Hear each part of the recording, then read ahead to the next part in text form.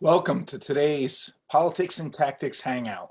It's a very sad day. Today, FDNY is laying a brother firefighter to rest. We have some great guests today, and we have a serious topic. We're going to talk about the vaccine mandates. I've also been getting a lot of questions about the Boston injunction, which I did some research on, so I think we'll be able to address that as well. To start, we have Andy Singleton on. He is a New York City firefighter. He is not here speaking for New York City Fire Department or in any other capacity than Andy Singleton. And we really appreciate him coming on today, especially with everything that's going on with FDNY right now. Andy, if you'd like to address the funeral today, please, you have the floor.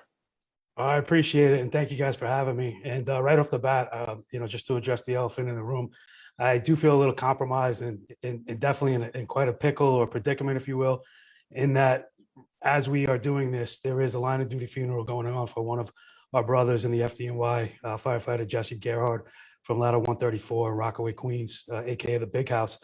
And I had to make a tough choice whether or not I should appear on this. And just so anybody listening who might want to scrutinize it, my choice and reason for being here, I was originally asked to come on and discuss the mandates that we're facing and the vaccine and all that kind of stuff. I was supposed to be on the January episode, and I had to bail last minute because there was a line of duty funeral for a member of my company who had passed from 9/11 illnesses. And Frank and Bobby and PJ were kind enough to say, hey, we totally get it. We'll get you on next month. And sure enough, even more has happened and transpired since that time in the last month. And I figured, you know what, I'm coming on to talk about the mandate. I'm coming on to talk about the vaccines. I'm coming on to discuss the strange coincidences going on with members that we're losing. We've now lost 6 members in less than 4 months since these mandates went into effect, and not trying to draw any conspiracies or point any fingers at anybody. But I figured I might be doing more good and honoring the members we've lost by appearing today. I know you guys aren't, handing a microphone to everybody. So I'm in this unusual and honorable and noble,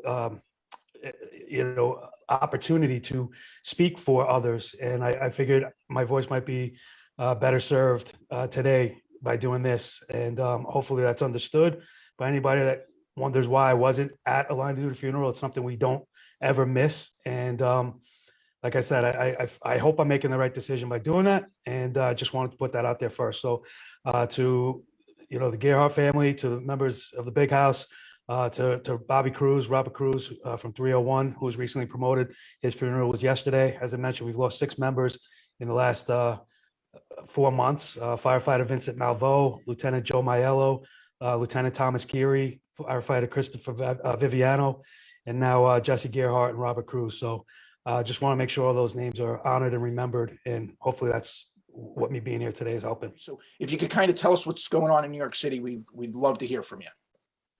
Yeah, and honestly, the honor is mine for you guys inviting me to be on here. You said I'm not speaking for the fire department itself. That's correct. I am not. I do have my ear to the ground, and I'm not specifically speaking for any members, but I do think I'm saying some commonly held beliefs amongst, what we're all thinking and feeling. To kind of backtrack this thing a little bit, we are all talking to each other. So we all are feeling the same things, going through the same things. But that's not really who needs to hear this. Who needs to hear this is the people that are tuning us out and shutting us off and just automatically coming to their own conclusions because of just the division that's been drawn in this country. And again, I'm not trying to go on any different tangents of whether it be political or conspiracy or pro this or anti that. I'm just simply saying we've lost our ability to have conversations in this country, and this profession doesn't allow for that. We go and do pre-investigations of buildings where we do building inspection to see what we're dealing with, to see what we're up against, to see what we're going to have to combat at 4 p.m. when the conditions are perfect. So we know at 4 a.m. when they're not, kind of have an idea. We go over and, quote unquote, buff out jobs after we're finished to see what we did and what we could have done different and how we could have done something differently, or, if something else had happened, what could have been a tangent to our operation. So we're constantly going over things from pre-scene size up to post-scene, analysis. And I made the comment the other night when I was doing the radio show with you that there's this misnomer that firefighters run into buildings while others are running out. And I correct that all the time and say we walk into buildings, and that goes to our size up. We're looking constantly at what's going on. We're looking up, we're looking down, we're looking around us. We constantly know where we're at and our whereabouts. And that's all we're asking for people to understand. We're not running towards a solution for COVID with the vaccine. We're asking people to understand that we're saying, listen, we're not adverse to the vaccine itself. We're adverse to you forcing it on people that don't want it. Now, there's a couple reasons for that. One, as I was saying the other day, and sorry, I'm referencing like Monday's radio appearance that everybody was there. So I'll just start over. When COVID started, New York City was quote unquote the epicenter of it. And it's estimated that 70% of our membership actually had contracted coronavirus and COVID, myself included. So we've all been exposed to it in the field. You got to estimate about 20% of our department is administrative. And then you got to figure about 10% of the population just is going to be immune to it itself. So my point for saying that is we were 100% exposed to COVID. And this was a full year before a vaccine was ever on the forefront or came about. So we had to learn to deal with it. We had to learn to make adjustments. We had to learn to not live in fear of it and just get on with our lives, because we didn't have an opportunity to not show up for work and not do what we took an oath to do. Now, fast forward to January of 2021, when a vaccine became available, and by and large, a majority of our members turned out to get vaccinated. We had, it's believed, 55% of our workforce that voluntarily got vaccinated prior to any mandates on the horizon or, being talked about or known. So when that came about and it was, you have to get the shot or you're going to lose your job, we initially had a vax or test policy, which allowed members that hadn't been vaccinated to do a weekly test. And that was turning out something like less than 1% positive rate. So we had these policies in place that were working, that were showing that we weren't an issue. We weren't giving this to the public. We weren't getting sick ourselves with it. Anything different than what you see happening in the rest of the world. When COVID spikes and we have these waves of it rising, we have our rises as well, just like anything else, just like seasonal allergies or common cold. And that's not to diminish the effects that COVID could have on somebody. I'm not trying to downplay that at all. But we're just simply saying, listen, we know what we're doing. Frank, you had mentioned, your own assessments and just kind of weighing out your options at operations. Same thing for this. Members were taking their own analysis and saying, or their own risk analysis rather, and saying, I'm good. I feel comfortable having had it, that I'm good with what I had. I'm good with my natural immunity. I'm happy to take that risk. Others felt different. Others were in that same boat, but thought they had maybe family members that they wanted to protect. So everybody had a different reason. And this isn't a Band-Aid. You can't just universally put this across the board and say one size fits all for this. And another huge thing that me in particular, and I know a lot of other people have an issue with, is our job is one of the biggest known stressors on the heart, and resulting in heart issues with heart attacks and just fatigue of the heart. And the one known, or at least commonly accepted, side effect to the vaccine is heart issues. So why would you force somebody that's in a line that already risks their heart risk factor and then make them take something that they might be adverse to? And that's all anybody was ever asking, saying, hey, give us an option. We're happy to do it. We're not anti-vaccine, we're anti-mandate. And nobody's listening to us. And it just becomes this political game where we're right, you're wrong, shut up, and just do what we tell you to do. And that's really what this has come down to. Enough is enough. And this isn't about me wanting a raise and thinking you should pay me more. This is about me wanting to live next week and not put myself in a position that I might not be here because of something you're forcing me to do. And that's all this ever was about. And that's all that, we're trying to make heard. And it seems like as much as we talk, as much as we yell, as much as we scream, nobody wants to acknowledge what we're saying. And the people that do kind of just brush it off like, yeah, that sucks. but that's not good enough. And, we're losing people as a result of it. I'm not trying to draw a direct line to anybody's passing. And I hate that we're in a place in our society that we have to marginalize our members' deaths and kind of dissect, well, how exactly did it happen? But that's kind of where we're at now, because hopefully, as I mentioned at the top of this, hopefully we're doing this for the benefit of others, and we're honoring those we've lost by echoing their voices and championing their cause and saying, listen, some of us have to make a sacrifice, but that doesn't mean we all have to succumb to the same things. And that's kind of where we're at. And as far as this mandate goes, we had estimated about 2,000 members that hadn't been vaccinated, and some went on leave without pay. Others complied. You got to consider too, there's a certain section of society, ourselves included, that you can mail something out on January 1st and say you have until June to respond. There are people that aren't going to respond to July. That's just the way human nature is. So there was that section as well of those 2,000. It's estimated that we're now down to about 600 or so that are on, quote unquote, the chopping block. To this point, the mayor did lay off members. It's believed 25 of the FDNY, 9 of which were from the fire side. That's a rumored number. I don't know if it was 8. I don't know if it was 12, but we'll go with it was right around 10. And my question is, if we lost 10 members at a fire, we would be treating it entirely differently than just saying, oh, well, they had a choice. And, to me, it's just not good enough. And that's why I'm honored to be able to have a platform to speak about this. And I'm not asking the fire service to share this, because I think we're all pretty much on the same page. I think most of us are, even the members that are pro-vaccine are still anti-mandate. So this is nothing about the vaccine. It's about a mandate and making people, taking away a health choice for members.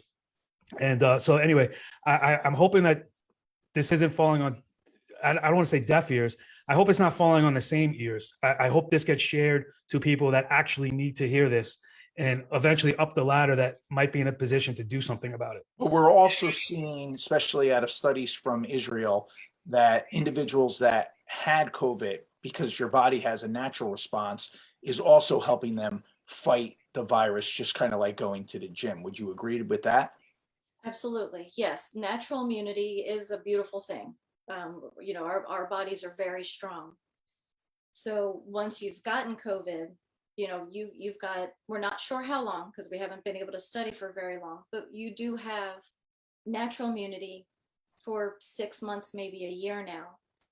So, we are moving from pandemic to endemic stage to where we could probably get to where we do like the flu vaccine, where every October you get your flu vaccine, you get your COVID vaccine, and you go the year and you keep moving on. Andy, weigh in. Yeah, I just wanted to add to that, as far as the natural immunity goes, and again, not trying to get too lost in the weeds, but studies out of Johns Hopkins recently were showing that natural immunity has now lasted 22 months since the start of this. So it's not to say 22 months is the end line. That's all we have is the data to research. So natural immunity could be forever. We don't know this yet, because it's just not enough on the table yet. But I just wanted to chime in with that, because there is a large conversation about you need the vaccine, and as you mentioned before, with the disinformation being spread from the president himself, saying that you couldn't transmit COVID if you had the vaccine. Well, that's obviously not true. And to Cindy's analogy of the mugger and training and whatnot, I used this on the radio show the other night. I said, getting the vaccine is like having a smoke detector in your house. It doesn't mean you're completely out of harm's way from having your house burned down or possibly, tragically losing your life in a fire. It just means you can have a head start and you're not going to be caught off guard. So it just having the vaccine alone doesn't, change anything. And natural immunity is already having that smoke detector. You can always apologize and move on. You can make it right. And now's the time to start making things right. Let's make it right. Let's tell everybody, come on back home. Well, it's interesting you say that. And because we constantly are subjected to changes in condition. especially in the fire service, nurses, emergency workers in general. If you're a cop, you're facing one shooter, now all of a sudden it's two shooters. Your situation just drastically changed. You're at a fire, changes in conditions constantly, and we'll start with an interior attack, then we might move to an exterior attack, then we might go back interior. So to again unilaterally apply a mandate on an experimental drug that we have no idea what the long-term effects are, the short-term effects, like so far so good, great.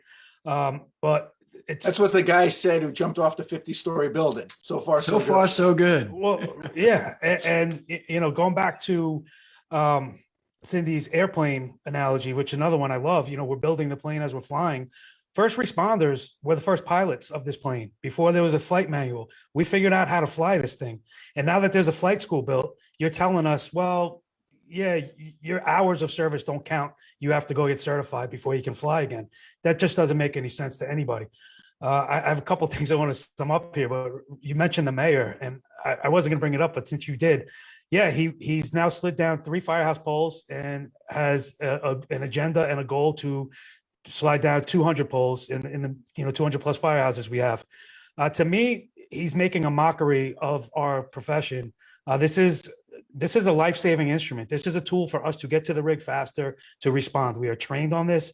Many people have been injured sliding down a pole. It's not a toy. It's not a novelty. It's not something to mock and make a joke of, especially while you're laying firefighters off. So that's just a side tangent on that.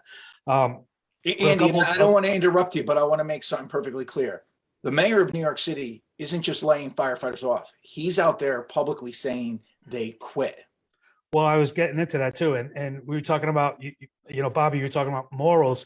Well, the morale, I've never seen the morale this low in the last 20 years on this job. Again, going to what the mayor said, the mayor took over for arguably the worst mayor in New York City history in de Blasio, who just finished 8 years. He was the one that imposed this mandate.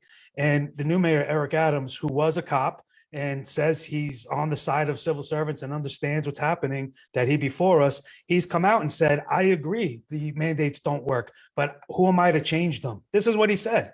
And then he said, I'm not terminating members, they're voluntarily quitting. So you've now called firefighters quitters. Firefighters have never quit a day in their life. We never have, we never will, we never would. We don't run from danger, we run to it. Well, we walk to it. And, we're never going to quit on anybody, ourselves, our fellow, colleagues, the public. It's just not who we are. So you're taking a situation and making it worse. You're pouring gasoline on a fire, not to use another, fire analogy, but you're pouring gas on a fire. And the hypocrisy with these mayors, you got Garcetti in LA talking about, I hold my breath when I take pictures, while a whole stadium is full of people without masks. I mean, it's just the public sees it, and that's, I think, what's driving people nuts and why people are starting to come around and we're able to have these conversations. But again, it's not you and I that need to listen to this. It's not the fire engineering audience that needs to hear this. It's the skeptics that need to hear this, that really need to understand what we're talking about. I can't tell you how many people, I have a pretty big following on Twitter, mostly from the sports commentary I do. And I can't begin to tell you how many followers I've lost because they just saw it as, you're anti-vaccine. And I said, I'm anti-mandate. I'm not anti-vaccine. I'm vaccinated. I have to be for my job. So I'm against the mandate, period. That's it. And people will unfollow me and silence me and put their fingers in their ears and not want to listen to anything and say, suck it up, just take your medicine. You're hurting society by doing this. Again, I'm not trying to make firefighters sound arrogant by saying this, but we are not a normal segment of society. You run on the treadmill for 3 times a week and you think you're in shape. Do that with 150 pounds of gear on in 1,000-degree heat after you just got off an aerial climbing up 5 flights, not knowing if you're going to get home or not, and then tell me those 20 minutes you ran on the treadmill were the same that what we just did in operation. So this is why we max our hearts out. This is why we tax our bodies so much, and we're happy to do it. But don't tell us you don't have a choice in something that's going into your body and could irreparably harm you. And this is why we need the public to understand what we're saying. We're not whining. We're not trying to sound like babies about it. We're asking for an honest ear. And that's what we seem to not have gotten for the last 2, 3, 4, 5, 6 months. And hopefully it's starting to change. But as you mentioned with the injunctions, this becomes a legal battle. And there's already people that are going to have lost their jobs, and there's already people that are going to have lost their lives before that legal challenge has any type of resolution. So it's, as Bobby said, it's never too late. But unfortunately, in some of these situations, it's already too late. I'm going to back you Okay. up, man. I think you said it perfectly. I couldn't say it that well, so I'm jealous. So if it appears in an editorial, I may or may not have channeled your thoughts, but I'm just teasing you. But no, you said it very well. I'm agreeing with you. In Japan, in the Endo period of time, and this is before Jesus, the sign of sophistication in a community was the fact that they had a fire service. Honest to God, you can look it up. It's called hasheki. And so I'm probably saying that wrong, but it's a Japanese word that refers back to the culture in the Endo times in Japan, ENDO, and hacheki was the sophistication, which was gauged by whether or not they had fire protection. Andy, why don't you tell us a little bit about yourself, what you're doing, how people can listen to you more and get to know you better, because you got a great voice. Oh, thank you. And real quick, my mother's a nurse practitioner and actually teaches grad school and nurse practitioning now. So hat tip again to the nursing community. I have several cousins and family members who are in that profession as well. And it feels weird calling you Bobby, so I apologize for that before. But Chief Halton, I know you joke about being old, but I had no idea you worked alongside Jesus on the rig at one point in your career. So that was pretty impressive to hear. You asked what I do on the side. I've now completed 20 years in the fire service and still going. About 10 years ago, I got invested in writing and covering sports, mostly the NFL draft, fantasy football, fantasy baseball. I've become a top ranker in those, and I do a lot of my stuff on Twitter, and I've had different video shows and podcasts and guest appearances and everything like that. So if you're looking for anything like that, I'm on Twitter at Peoples with a Z, Penn, P-E-N. But really more directly to this line, I did run for an executive board on our union position. I ran for recording secretary in our 2020 election, narrowly lost, but it was a great experience for me personally. As big as our job is, it really, the longer you're on it, the smaller it gets. I realized how many people I knew in areas I never even knew they actually worked in, whether it was they've been there the whole time, they got promoted there, they transferred there. But it was great to see a lot of faces and get the support of so many. I'm good friends with everybody on our union executive board. And to that point, our union has done a tremendous job fighting for us and advocating for us. Our president, Andy Ansborough, has been on every publication, every outlet that will allow him, 30 seconds to talk. But that's kind of why I said, it just feels like it's falling on, I don't want to say deaf ears. It's just falling on the same ears. And I'm just hoping that, maybe I gave people an opportunity to have a shareable link that if they have anybody that's a doubter or a skeptic or a hater or, against us in any way or not listening to this conversation we're trying to have from our side of the fence, maybe now you have a shareable link. And I was able to help, sway somebody or convince somebody that we just want to be heard. We're not asking to hit the stop button. We're just asking to hit the pause button for a minute. I said at the very beginning of this, I feel very conflicted in that, there's a line of duty funeral that was just happening for one of our brothers that was lost last week. And, this is something we just do. You're either working or you're at it. So for me to not be there today, it's a little gut wrenching and I feel a little personal shame and guilt.